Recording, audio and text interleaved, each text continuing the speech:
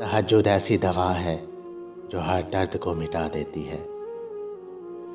ये ठोकरें तो मौजज़ों की देन होती हैं, ये ज़ख़म उसके एक गुण से भर जाएंगे।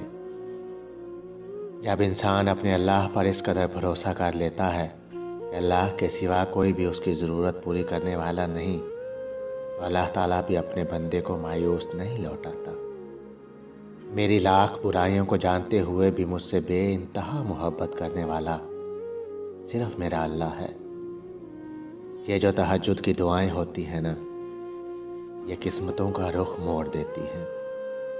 जिन दुआओं की इब्तिदा तहज्जुद से होती है, उन दुआओं की ताबीर बड़ी कमाल की होती है।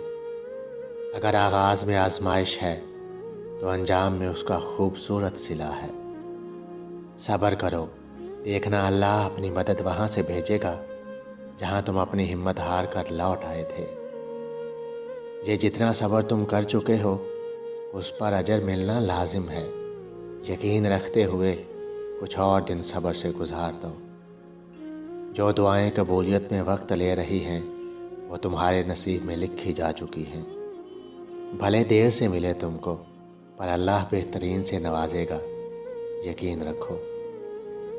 हो सकता है उसके गुण कहने का वक्त करीब हो और तुम्हारे तमाम गम खुशियों में बदलने वाले हों, और अल्लाह के सिवा कोई नहीं जो तुम्हारे दिल को करार बख्शे। शुक्र करना सीखो, इतना मिलेगा कि थक जाओगे।